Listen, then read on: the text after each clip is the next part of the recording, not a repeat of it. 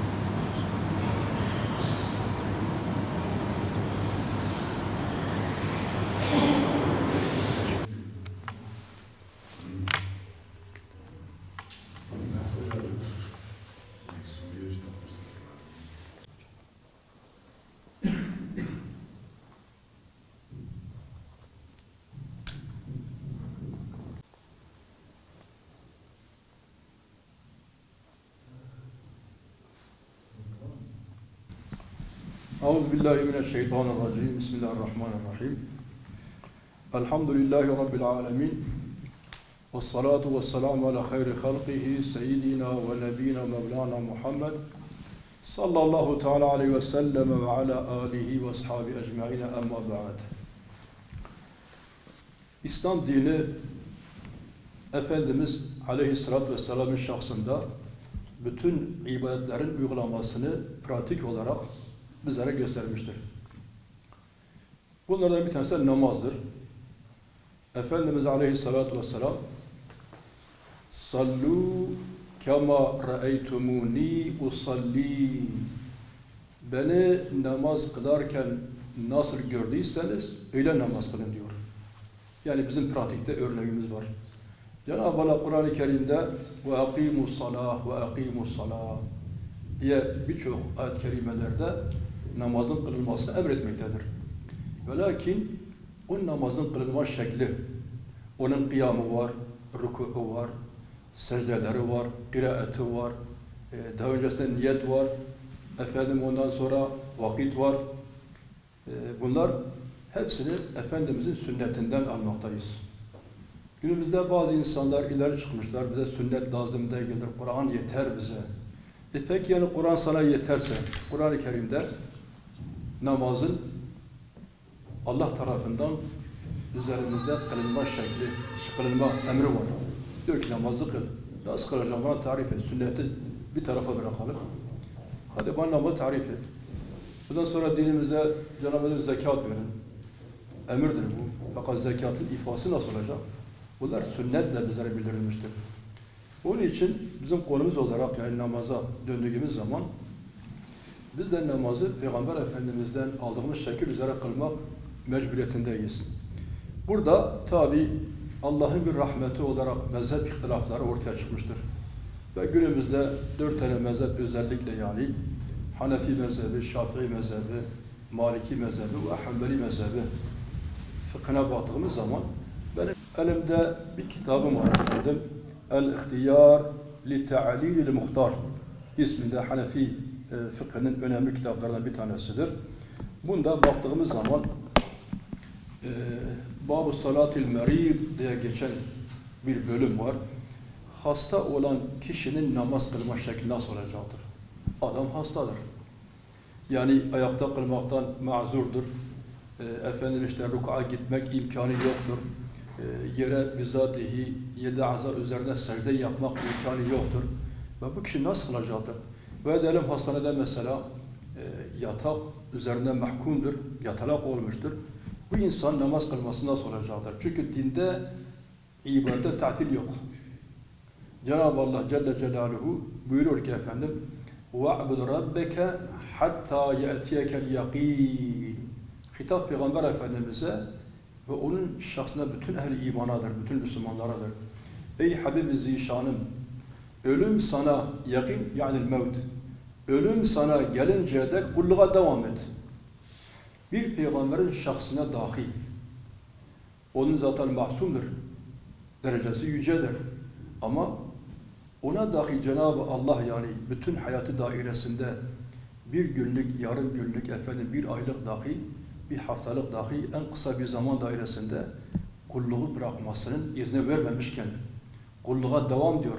Ölünceye kadar kulluğa devam hali varken peki bizim halimiz elbette ki bizim de namazlarımızı kılmamız lazımdır. Peki hasta efendim, hasta nasıl namaz kılacak? Kitaba dönmüş Allah-u Teala. Kitap diyor ki şöyle bir giriş yapıyor. Bismillahirrahmanirrahim. İza acaza anil qiyami ev khafe ziyadetel merad. Bir insan kıyam üzerinde ayakta namaz kılmaktan acizse, sihat el vermiyor, dizler bitmiş, vücut çökmüştür, fizik olarak imkanı yoktur, kıyamda ayakta durmak imkanı yok. Ya da kıyamda duracak olursa, mesela dizde bir ameliyat geçirmiştir, ortopedik bir teşhis konmuş, ondan sonra ameliyat geçirmiştir. Eğer kıyamda duracak olursa, onun hastalığının artmasından bir korku, endişe varsa, o zaman ne yapacak? Salla kaiden, oturduğu halde namaz kılacak, yerke'u, rükû eder, oturduğu yerde, ve yescudu, secde yapar.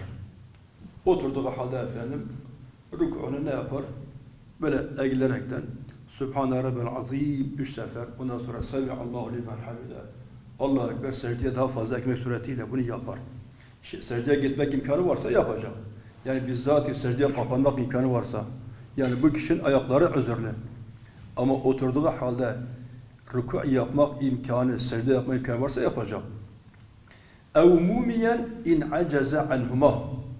Ama oturduğu halde bizzat rükû biraz tam yaklaşmak, secde yapmak imkanı yoksa, ya secdeye kapanmak imkanı yoksa o zaman ima ile yapacak. Yani biraz eğilmek, biraz daha fazla eğilmek suretiyle bunu yapacaktır. Evet. وَاِنْ عَجَزَ عَنِ الْقُعُودِ. Eğer oturmaktan da özürlüyse, oturamıyor, yani Allah'ın vermiş olduğu ona o hastalık, onu oturmaktan engellenmekte ne yapacak? اَوْمَئَ مُسْتَلْقِيًا diyor. Sırt üzeri uzandığı halde, başı biraz altına, şeyhlere der ki altına bir şey koyarlar, yani bir yastık gibi. Ondan sonra yüzü kıbleye müteveccihen olduğu halde namazı kılacaktır. Bu ne yapar? Yani başı hareketleriyle namazı kılacaktır. Ev ala cembihi diyor ya da sırt üstü uzanmak imkanı yoksa sağ taraf üzerinde uzanmak suretiyle namazı kılacak. Yani buradaki özellik namaza tatil yok. Namazı hayattan çıkarıp ben iyi olayım sonra kılarım ya bir şey olmaz. Öyle bir şey dinde yok efendim. Şimdi biz bunlara baktığımız zaman bu girişten sonra baktığımız zaman camilerimizde görmekteyiz. Bakarsa arka taraflarda bazı oturaklar var, indirmişler. Sandalyeler var, kürsüler var. Bazı camilerimizde bakarsın 30-40 tane sandalye indirmişlerdir. Ve bu şekilde namaz kılanları görmekteyiz. Peki bunun dinde hükmü ne ola? Ben araştırdım biraz bunu. Gerek internetten bu konuda özellikle değişik böyle videolardan konuşan kişilerin Arapça konuşmalarını dinledim. Ondan sonra ilaveten bizim bazı fıkıh konularda danıştığımız hocalarımız var. Onlarla istişare ettim. Bu konuda bizim varacağımız netice nedir? Bir insan evvela namazı ayakta kılacak.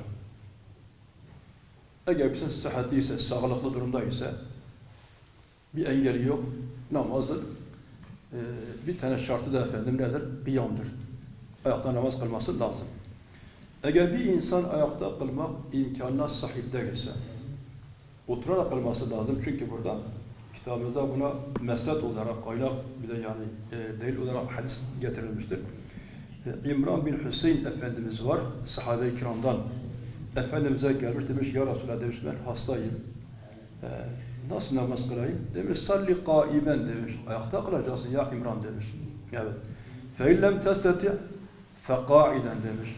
Ayakta kılmaya gücün yoksa oturmak suretiyle kılacaksın. فَاِنْ لَمْ تَسْتَتِعْ فَعَلَى cembik demiş. Eğer oturduğun halde dahi kılmaktan acizsen yan taraf üzerine uzan, öyle namaz kılacaksın. Başka bir rivayette efendim diyor ki bir de üzerine, sırt üzerine de uzanıp kılma durumu olabilir. Peki oturma şekli, kitap diyor ki onun oturması sıhhatine nasıl evleşiyse, isterse bağdaş oturur, isterse ka'de halinde yani ettehiyyata oturur gibi dizler üzerinde oturur, isterse efendim uzanmak ayaklarını kıble tarafına uzatır, ondan sonra oturur. Yani hangi şekil ona imkan veriyorsa, onun sıhhatine, sağlığına hangisi de uygun ise o şekilde oturduğu halde namazı kılacaktır. Peki başka bir şey daha kaldı. Bu insan efendim ayakta namaz kılabilmekte, dizleri sağlam. Ama oturarak imkanı yok. Yani oturduğu zaman duramıyor adam yani. Yani gerek bağdaş şekli olsun, gerekse diz üzeri böyle tahiyyata oturduğumuz şekilde olsun, gerekse ayakları kıble tarafına uzatmak suretiyle oturmak olsun, bunların tamamından aciz ama kıyam yapma imkanı varsa, o zaman bu adam kürsüyü yanına indirebilir. Oturma bütün devreler kapandıysa, yani bu kademe kademe gider. Önce sağlam ayakta kalacaksın. Ayakta kılma imkanı yok, oturup kılacaksın. Oturarak kılma imkanın yok, uzanıp kılacaksın. Fakat bir ek yani madde olarak ayakta kılma imkanın var, oturarak kılmak imkanı yok. Bu ne yapacak o zaman? Oturamıyor. Ne yapsın o zaman? Ayakta namaz kılacak. Peki rükûa gidemiyor. Secdeye gitmek imkanı yok, oturmak imkanı yok o zaman. Kürsü üzerinde bu namazını kılması caizdir denilmiştir. Ama hangi kürsü? Arka tarafta indirdiğimiz böyle yani eyvanlar değil, o divanlar değil. Normal olarak bir tabure getirecek, son derece böyle küçük ebatta bir taneyi safa girecektir. Çünkü yani safın tamamı namazın adaplarındandır. Arkada durup da böyle bütün cemaate muhalif olarak orada efendim beklemeyecektir. Küçük taburasını kaldıracak, getirip durduğu safın yanında hemen arka tarafına indirecektir ve ona göre namazını kılacak. Çünkü arkadaki diğer saf onlar has olmayacaktır. İşin fıkhi durumu bu. Bir de diğer bir tarafı vardır, bir yönü vardır. Tabi İslam Allah'ın gönderdiği son dindir. Ve İslam'ın kaynağı Kur'an ve sünnettir. Ulema içtihadıdır efendim. Bundan sonra kıyas-ı fukahadır. Yani icma-ül ümmettir. İslam'ın dayanaklı bunlardır. İslam kendisi başkasını taklit etmez. Yani bir Müslüman, bir Hristiyan taklit etmez, Yahudi taklit etmez. Ben müşahhas bir örnek vereyim. Peygamber Efendimiz Aleyhisselatü Vesselam Medine'ye hicret buyurdular. Orada Yahudiler de vardı. Beni Kureyza kabilesi, Beni Kayuba kabilesi, Beni Nedir kabilesi, 3 tane Yahudi kabilesi var. Müslümanlar bunlarla komşu oldular. Aynı çarşıda beraber dükkan komşusu oldular, ev komşusu oldular. Ve onlarda bir kültürü vardı, Yahudi kültürü. Orada daha önce vardı, Medine'de. Efendimiz'e bazı sahabeler geldi, dedi ki ya Resulallah, biz gördük ki bazı Yahudiler Aşura günü oruç tutuyorlar. Muharrem'in 10. günü. Bunlar oruç tutmakta. Biz de tutsak nasıl? Peki sorun bakın niye tutuyorlar? Gidip sordular. Dediler ki Cenab-ı Allah Musa Aleyhisselam'ı Aşura gününde Firavun'un şerrinden halas eyledi. Beni İsrail'i halas eyledi. Biz de ona müteşekkilen oruçlu tutmaktayız. Efendimiz buyurdu ki biz Musa'ya onlardan daha yakınız. Onlar Musa'yı bırakmıştı Aleyhisselatü Vesselam'ı. Biz daha yakınız. O zaman biz de oruç tutacağız. Ama nasıl? Dedi bir ilave yapacağız. Onlara benzememek suretiyle. Bak bir oruç ibadeti dahi Yahudi'ye benzemek yok. Eğer ben dedi önümüzdeki seneye kavuşursam 9 ve 10 başka rivayetler ya da 10 ile 11 olmak suretiyle ibadete dahi oruçta Yahudi'ye muhalefet dinimize esastır. İslam dini kendi kriterlerine bağlıdır. Bir başkasına benzemez. Şimdi bu camilerde efendim kürsü, oturak sistemine baktığımız zaman bir nevi kiliseleşme yönünde bir atılım var. Çünkü sıra kiliselerde var. Hatta bazı kaynaklarda gördüm, Cumhuriyet'in ilk yıllarında bazı kişiler efendim meclise önerge vermişler. İşte İslam bizi geri bıraktı. Biz ne yapalım? Hristiyanlık dinine geçiş yapalım diye. Bazı yani şeyler var. Bunlar hep internette bulabileceğiniz şeyler bunlar. Çok basit yani bilgilerdir. Geçiş yapalım. Peki camiler nasıl yapalım? Cami sıra varız. Öyle teklif vermişler. Yani camilerde sıra indireceğiz Hristiyanların kilisesi gibi. Fakat sonradan ravaş bulamamıştır. Yani belki o günkü şartlarda buna cesaret edememişlerdir. O kadarını yapamamışlardır. Yani camilerimizde kürsülerin indirilmesi, efendim arka taraflarda ondan sonra o kanepe indirilmesi bir nevi yani şekil bakımından kilise benzeme yönünde bir gidişat vardır. Efendimizin sahih hadisi var. Buyuruyor ki men teşebbehe bi kavmin fehuve minhum. Kim hangi kavme benzemeye çalışırsa o da onlardan olur. Yani bu bir kültür olayı aynı zamanda. İlaveten bir siyasi olaydır.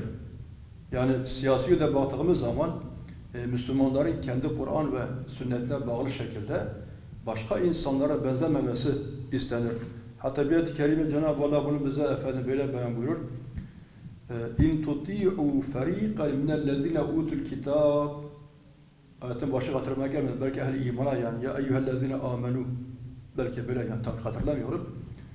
Ey iman edenler, eğer kendilerine kitap verilenlerden bir taifeye itaat edecek olursanız yaruddukum ba'de imanikum kafirin. Sizi imandan sonra küfre götürürler. Yani bir Müslüman elbette camiye tabi küfre gitmeye niyeti yok, haşa namaz kılmaya gelmiş ama peyderpey bugün efendim yani adım adım gidile zaman gelecek ki efendim zaten gençler namaz kılmıyor, bunu kiliseye çevirelim. Öyle bir yani bir atılım da olabilir. Bunlardan kaçmak lazımdır. Cenab-ı Allah dini kolay etmiştir. Cenab-ı Allah kulundan efendim zorluk istemez. Ayakta kılabilirsen ayakta kıl. Kılmıyorsan otur böyle rahatına bak yani. O kürsüyü camiye getirip de caminin efendim içinde darlık yapmak, ondan sonra sağda soldan geçenler Müslümanlara o degme durumu vardır. Yeni bir masraflar ortaya çıkarmak. Yani bunlar hepsi din tasvip etmiyor. Benim araştırmalarım beni bu efendim yani kanaate getirdi. Allah razı olsun, teşekkür ediyorum.